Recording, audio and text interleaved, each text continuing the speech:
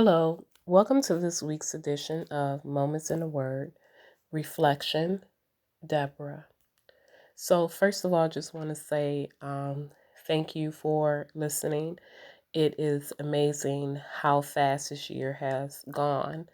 Um, so, I just want to talk about this great woman in the Bible. Her name was Deborah. You can find information about Deborah in the book of Judges, which is located in the Old Testament in chapters 4 through 5.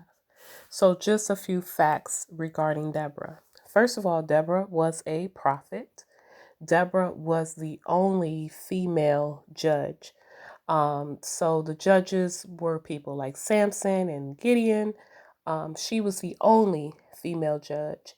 She was a military commander. She was also a great leader. She took steps to defeat King Jabin. uh, she took she knew and she took her strength from the Lord. She used her wisdom to serve, and she used to make judgments. I found this to be interesting, under a palm tree. But I kind of want to talk about her leadership, and something that really stuck out to me, just kind of reviewing her story, is how she used her strength, her wisdom, and her leadership to serve God and his purpose. A lot of you all that are listening, a lot of women or women of royalty are leaders. We may be leaders in our households. We may be leaders on our jobs, in certain relationships. And it's a big responsibility to be a leader. The leader is not always the first person to talk. A leader is not always the person that has the greatest ideas, but a leader knows how to gather others around her and to take out the best part of them. And I can say that I have surrounded myself around godly women leaders. And oftentimes we get these false depictions of leadership as, a woman yelling and screaming and talking down to people. That is a false sense of leadership.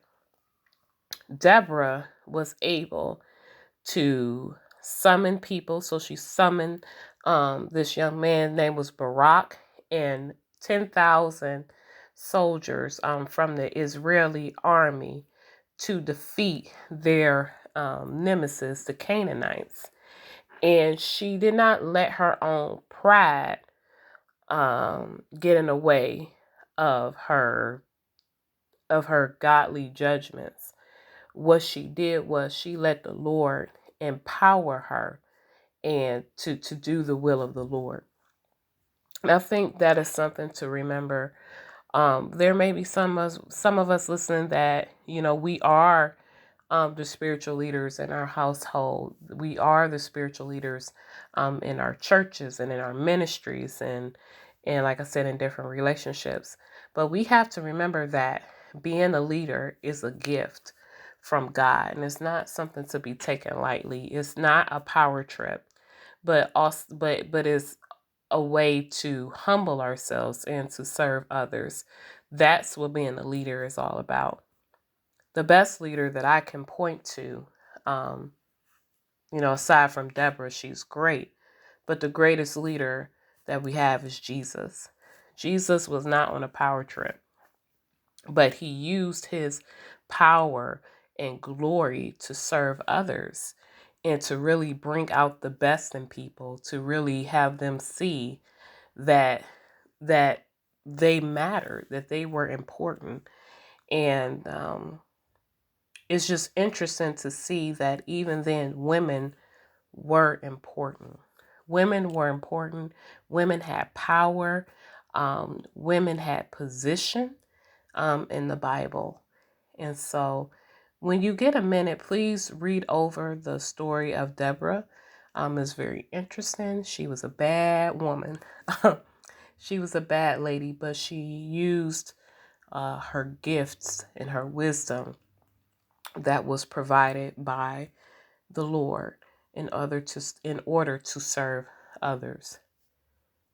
Reflect on what does it mean to be a godly leader? What does that look like, especially as a woman? What does that look like?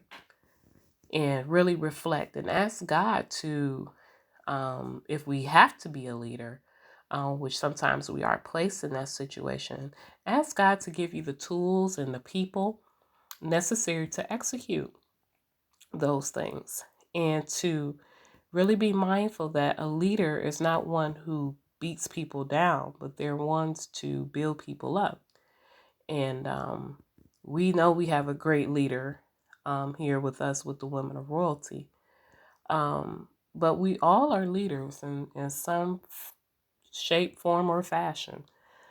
We do get put in leadership positions, rather as mom or rather as supervisor, manager, rather as ministry leader, whatever the case may be. Let's be mindful of what God would have us to do. Once again, this is your Moments in a Word reflection. Deborah, thank you so much. Take care.